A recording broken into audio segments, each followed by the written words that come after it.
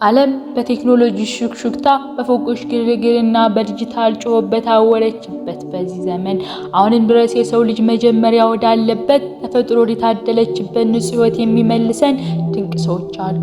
ከኢትዮጵያችን ድንበር ወጣ ብላችሁ በታንዛኒያ ሰሜናዊ ግርጌ የሚገኘውን የኢያሲ ሐይቅ ብታቋርጡ ዓለምን ለሁለት የከፈለ አንድ ትልቅ ሚስጥር ታገኛላችሁ።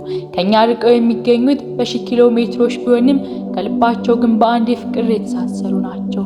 አይናቸው እንደ ንስር አየር ላይ የሚበር ወፍ ይይዛል። ጆሮአቸው የጤዛ መርገፍን ይሰማል። እግራቸው ድንጋይና ሾክን እንደ ምንጣፍ የሚረግጥባቸው እነዚህ ጀግኖች አደናቸው ብቻ ሳይሆን ጋብቻቸው፣ ፍቅራቸውና አብሮነታቸው እኛ ሰለጠንኩ ለምንለው ዓለም ትልቅ እንቆቅልሽ ነው።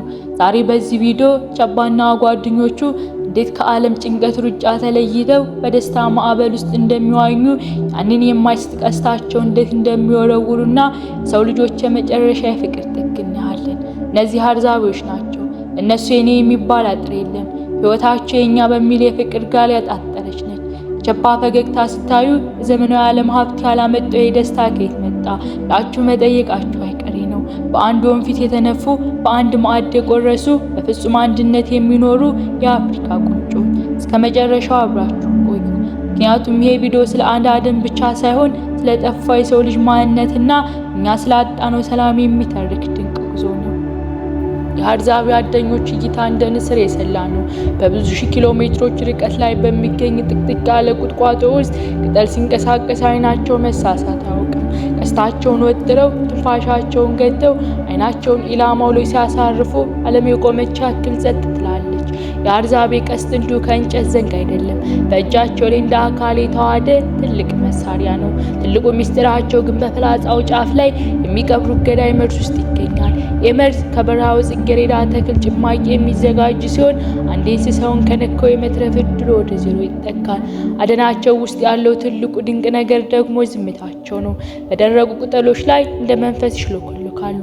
እርስ በራሳቸው የሚግባቡት በሰው ድምፅ ሳይሆን ወፎች በሚመስል የክላሲካል ድምፅ ነው። በዚህ አደን ትርኢት ውስጥ ውሾች ተራ እንስሳት አይደሉም፣ የዱር አይነት ክህሎች ናቸው። በሰላው አፍንጫቸው የዱርን ጠረን እየመነዘሩ አውሬውን በጩኸታቸው አውጥተው ለቀስተኞች ምቹ ኢላማ ያደርጉለታል። ድል ሲቀናቸው የታደነውን አውሬ በትከሻቸው ተሸክመው ወደ መንደራቸው ሲመለሱ የመንደሩ አየር በፉጭትና በሆታ ይሞላል። ሰዓታቸው ደግሞ ሌላ ተአምር ነው። ክብሪት ሳይነካቸው ሁለት እንጨቶችን አጋጭተው በሚያወጡት ረቂቅ ፍም ምድሪቱን ያሞቃሉ።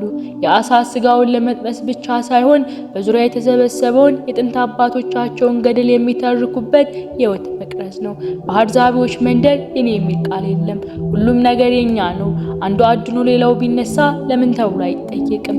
ምክንያቱም የዛሬው ድል የሁሉም ኩላት የሁሉም ደስታ ነውና። የአርዛቢዎች የማራድን በምድረ በዳው ሰማይ ስር የሚከናወን ሌላኛው የጀግነት ጥበብ ነው። ቸባና ጓደኞቹ ማር ፍለጋ ሲወጡ የማርመሪ ከምትባለው ወፍ ጋር በሚስጥራዊ የፉጭት ቋንቋ ይነጋገራሉ። ያለምንም መከላከያ ልብስ ጥቂት ጭስ ብቻ በመጠቀም ቦቹን አረጋግተው የቀፎን በረከት ይቋደሳሉ። ወንዶቹ ማርና ስጋ ፍለጋ ዱር ሲገቡ፣ የጎሳው ሕያው ምሰሶ የሆኑ ሴቶች ደግሞ ምድሩን እየቆፈሩ ጣፋጭ ስሮችና የዱር ፍራፍሬዎችን ይሰበስባሉ። ለልጆቻቸው ያላቸው ርህራሄ፣ በመካከላቸው ያለው መረዳዳት የመንደሩን ሕይወት እንደ ማር የጣፈጠ ያደርገዋል። የአርዛቢዎች ጤና ከዘመናዊ መድኃኒት ሳይሆን ከመሬት ወደሚቀዳ ነው። በባዶ እግራቸው ሾክና ድንጋይ እየረገጡ ቢሮጡም የሰውነታቸው በሽታ የመከላከል አቅም እንደ ድንጋይ እየጠነከረ ነው።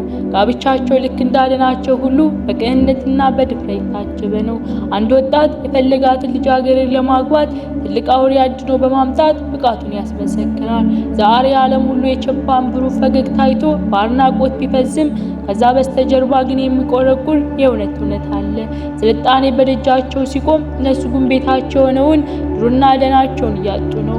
ይሁን እንጂ አሁንም ቢሆን የኔ ሳይሉ የኛ እያሉ ይኖራሉ። አንዱ ለሌላው መጠለያ፣ አንዱ ለሌላው ጋሻ መከታ፣ አንዱ ለሌላው የደስታ ምንጭ ሆኖ ቀጥሏል። በእውነት የነሱ ሕይወት የሰው ልጅ አስፈላጊ ነገር ፍቅርና ሰላም ብቻ ነው የሚል የጥንት እውነታ በደማቅ ቀለም የሚያሳይ ትልቅ ትርኢት ነው። ረሱ የጠፋው ገነት ቅሪቶች ናቸው። የቸባን ፈገግታ ስታዩ የዘመናዊ ዓለም ሀብት ያላመጣ የደስታ ከየት መጣ ብላችሁ መጠየቃችሁ አይቀር ነው። ልክ እንደኔ ተመልካቾቻችን ፕሮግራማችን በዚሁ አበቃ። ቪዲዮ ከተመቻችሁ ላይክ፣ ደግመን እንድንገናኝ ሰብስክራይብ ካደረጋችሁ ሰብስክራይብ በማድረግ ቤተሰብ ይሁኑ። ቸርን ሰንብት።